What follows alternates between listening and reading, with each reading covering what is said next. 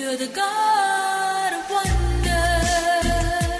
Welcome to the God of Wonders radio broadcast with Pastor Kiruba Stephen and sponsored by El Bethel International Ministries. El Bethel International Ministries may be found on the web at album.org, or you may call 845-360-0534 for prayer. Now, here's Pastor Kiruba. You're the God of wonders. You're the God of wonders. You're the God. Matthew chapter 14, verse 13 onwards. When Jesus heard it, he departed from there by boat to a deserted place by himself. But when the multitudes heard it, they followed him on foot from the cities. And when Jesus went out, he saw a great multitude and was moved with compassion for them and healed their sick. Jesus Christ is the same yesterday, today, and forever. He is the Lord God of compassion. Anytime he sees a sick person, anytime he sees a person with pain, anytime he sees someone going through with something, when they come to where Jesus is and Jesus sees them, he is moved with compassion. Our God is a compassionate God. He's moved with compassion. And what does he do when he's moved with compassion? He heals the sick. He touches the people and he heals the sick. And this is what Jesus did when he was on the earth. And this is what he is still doing right now in our midst. Every time we come into his presence, he heals the sick because he is moved with compassion, because God loves us, because God is there for us, because God sees us. God is moved with compassion, and because he cares about us, what does he do? He comes to where we are and he touches us. He takes away the pain. He removes that burden. He comes to rescue us from where we are. And this is what Jesus does. So this is the nature of Jesus Christ. Anytime he sees someone sick, he's moved with compassion. And what did the multitudes do? Where were they? They saw him and they came to where Jesus was. So it is important for us to be where Jesus is. Where Jesus is, we are. And when we are there before him, we bring all our cares. We bring all our problems. Church is not a place where problem-free people come together. It's not a church. Church is like a hospital where people with all kinds of problems come. And the problem solver, the Lord Jesus Christ, he solves their problems. He heals the diseases. He is a compassionate Father. Jesus Christ is the God of compassion. Jesus Christ is the God of compassion. And what did this God of compassion do? Besides healing the sick, let's go to verse 15. Many of you might have known this story, which really happened, but God wants to speak to us from this in order for us to understand the heart of the Lord Jesus Christ. So it was evening, his disciples came to him saying, "This is a deserted place and the hour is already late. Send the multitudes away that they may go into the villages and buy themselves food." I want to stop right here and I want to focus on this scripture that God wants us to.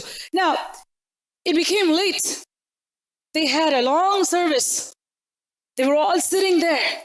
Mothers, fathers, babies, children, teenagers. Everybody sitting in that place. Lots and lots of people are there. And they came to a place where there are no stores nearby. And the people are there. Nobody's sitting there and thinking, when am I going to get the food? You know why? They were paying attention to what Jesus was doing. Jesus was healing a lot of sick people. All kinds of miracles were taking place. Jesus Christ was speaking. They were all paying attention, from the little ones to the older ones. They were all glued to Jesus Christ. What was happening during that moment? When this was taking place, the time was passing by. It became late. When it became late, the disciples of Jesus Christ, they came to Jesus and they told him this, as if Jesus doesn't know. They talked to him as if he doesn't know the time and he doesn't know the place. So he's coming to Jesus, this is a deserted place and the hour is already late. It sounds very wise, right? Many times Satan will do that when we're in the presence of God. Look at the clock. It's already late. Does the Spirit of God know what time is it? He does. But Satan is the one who will come and put the thoughts in the mind. Why? Because he thinks he's more clever than God. He wants to take people away from what God is doing at that moment. So Satan went to the disciples. He tried to make them think, look at the time. Well, this Jesus, anytime he starts ministry, starts doing things, he never knows how to maintain time. Right? That's what the disciples say. He doesn't know. He has these long services and hours together they sit. And I don't know where he gets his energy from, by the way. But we don't have this. Oh, well, maybe he can sit without food. We can't. The people didn't even say anything, but look at the words of the disciples here. I want to point this out. The people were hungry for Jesus. The people were hungry to see what God is doing. They were there to receive what God had. Do you know, a lot of times trouble comes from people who are half Christians, half baked cake. Who would like to eat that? Nobody. If you take the cake from the oven and it's gooey on the inside, what are you going to do? And you say, well, it's getting late, so let me just mush it up on my face and go. No. We push it back in. And what do? We wait for it to be thoroughly cooked. That's what we do. But many Christians, they don't take the time to get to know Jesus. They don't know his heart. They have no idea what is happening to others. I remember several years ago, we used to have meetings and a lot of people used to come. And people with different kinds of sickness, different kinds of problems were there. When we were praying for people, as soon as their prayer is over, there are some selfish people there. Once their prayer is over, what do? They go, yep, yep, yep, yep, yep, yep, yep, yep, yep, yep, yep, yep. Look at the time. They have no regard that someone else is in pain and the prayer is going on for them. You know why? Because of self-centeredness. All of a sudden, whose tummy started aching? Not the people's tummy. The disciples here. They're the ones who are coming and telling Jesus, oh, Jesus, please send them home. We need to go eat. I need to eat at least. Their focus was off. Very different than the focus of Jesus. There are a group of people who are coming to him. They are looking at him. We want to receive. They have come to receive. Jesus is there to give. But what are these middle people doing here? Trying to see how we can just finish this up. They thought they were like some VIP people sitting around Jesus Christ and saying, well, you have no appointment today. I'll give an appointment today. And they thought that was their job to do. But that's not why Jesus called them to be disciples. Jesus called them to be disciples so that they can become just like him, to be compassionate, to be kind-hearted, to be loving to people, to really be the hands and feet of the Lord Jesus Christ. That means if somebody is sick, take the sick person and bring him to Jesus. That's what Jesus is looking for. Not for people who will say, well, it's too late, go home. It may be some other time. Good luck. No. Jesus is not looking for people like that. We need to look at our own hearts at this hour and say, am I like the disciples? Am I like the disciples? Why did they do what they did? Why did the disciples do what they did? When you look at their lives, when you look at the statement, you can see the word faith missing there. If the Lord of heaven and earth, the Lord Jesus Christ is there, doing so many miracles, they should be involved in that. They should be thrilled that someone is getting healed. They should be thrilled that someone is getting delivered. Even though it's getting late, their mind should not be on time. Their mind should be, oh, thank God, 50 people got healed. Thank God, 100 people got healed. Thank God, 200 people got healed. We had more than 5,000 people there. Imagine Jesus was healing all kinds of diseases. How many people he would have prayed for? How many people he would have ministered to? No wonder it got late. But the disciples did not care. How many times so-called believers act very politely decline the access for someone else to God? How many times have you done that to someone else because you thought that they were in your way? That you thought, you know what, this is a bother. Oh, let them carry their own sorrows. Well, we are walking with Jesus Christ. We are disciples. May it never be said of us. True disciple will have the heart of Jesus Christ. Now, they changed. But this was a place where they needed to change. Jesus taught them a lesson here. Be like me. A disciple is called to be like the master, who was compassionate. They lacked compassion here. They said, we're leaving everything and we're following you, Jesus. But you know what? They did not get the compassion that Jesus had for those who were hurting.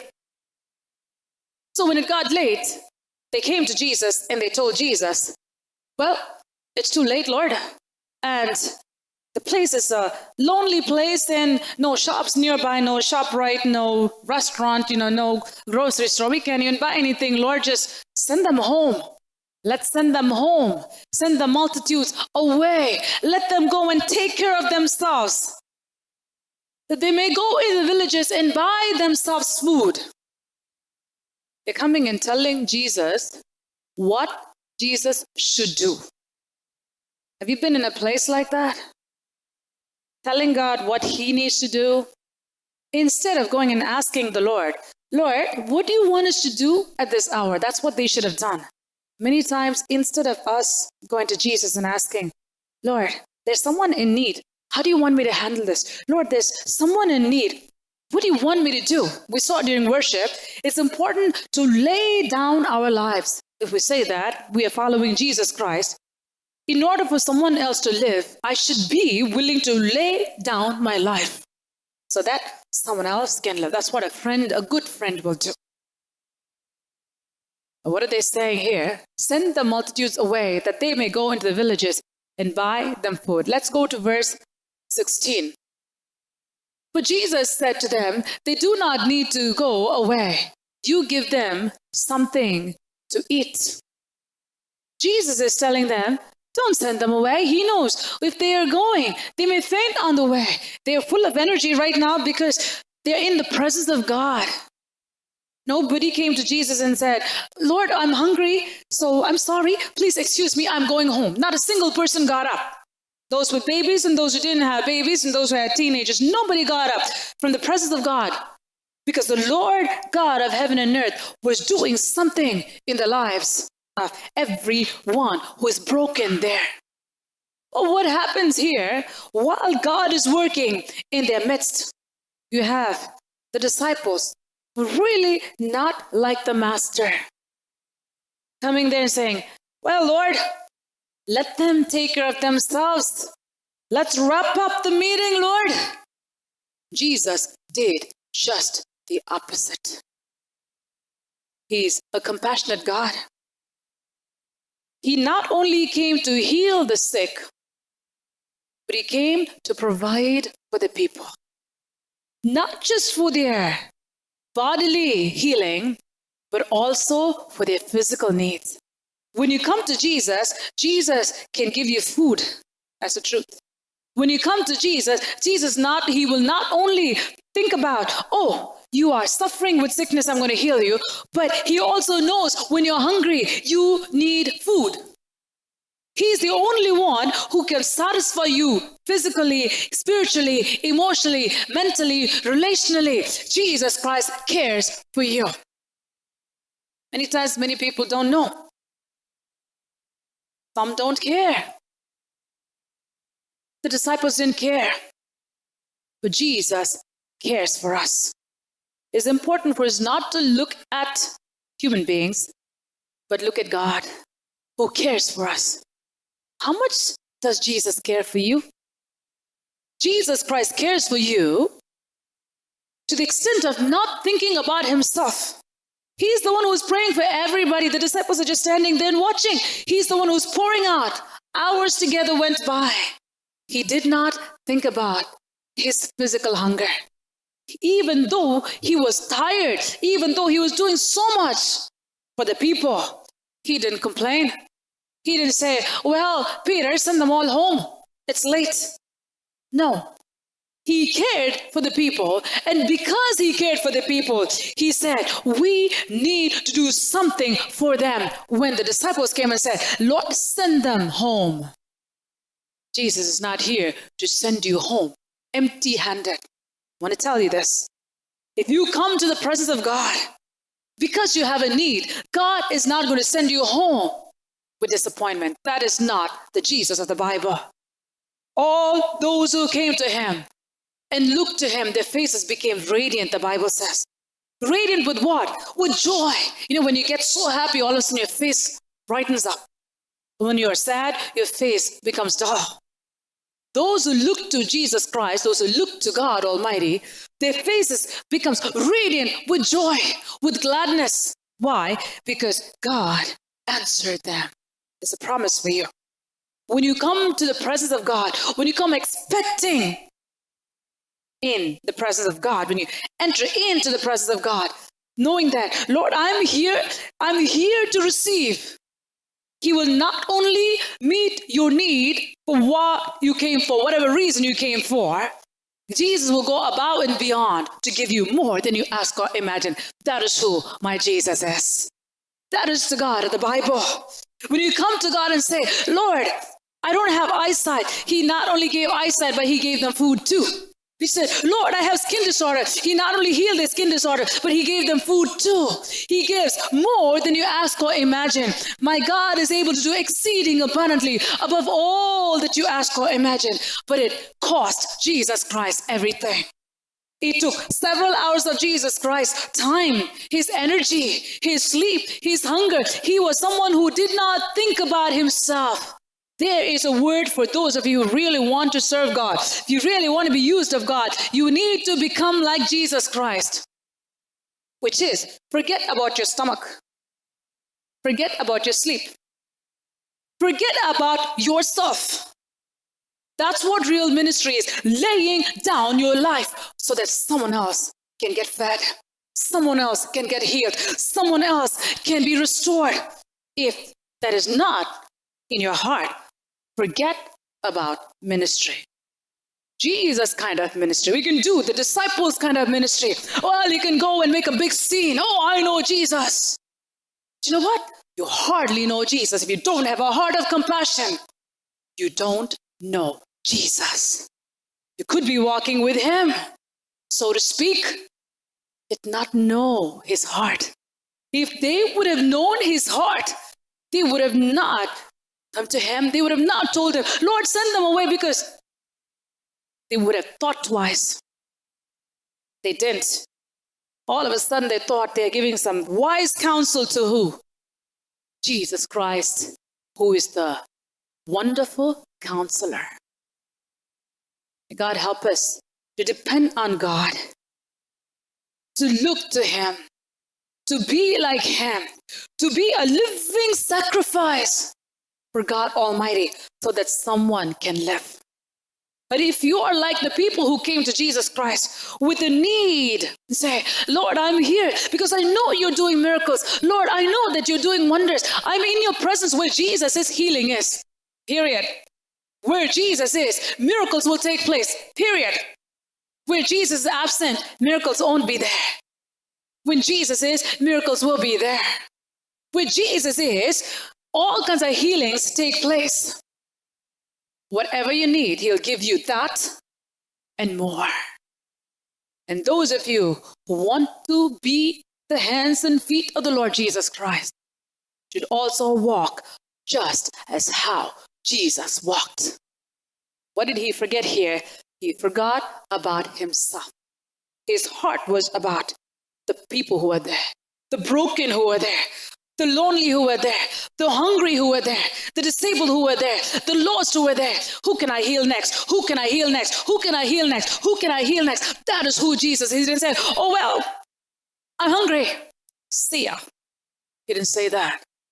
He gave his life to the very end, the Bible says. Having loved us to the very end, he gave his life. That means until the last drop of blood came out of his body, he gave and he gave and he gave and he gave and he gave. God is speaking to our hearts today. We have the desire many times. Oh, I want to be like Jesus. I want to do what Jesus did. Do you know what? We don't have the character or whatever it takes to forget ourselves, to lay down our lives so that someone else can live. God is speaking to our hearts today. Whether you have a need or whether you don't have a need, if you look at the disciples, they didn't have a need, or whether they weren't there with Jesus Christ because they were sick or anything. No. They were called to become his disciples and be like Jesus. But unfortunately, they really did not fully understand, or they did not fully receive the heart of compassion that Jesus had. So they thought that, well, Jesus doesn't know if he talks and talks, and he doesn't know when to stop. When he prays and prays and prays and prays and prays, he prays his long prayers, he doesn't know when to stop. Well, we need to be people who tell him when he should stop. Utter foolishness. Jesus knows what he's doing. The Spirit of God knows what he is doing.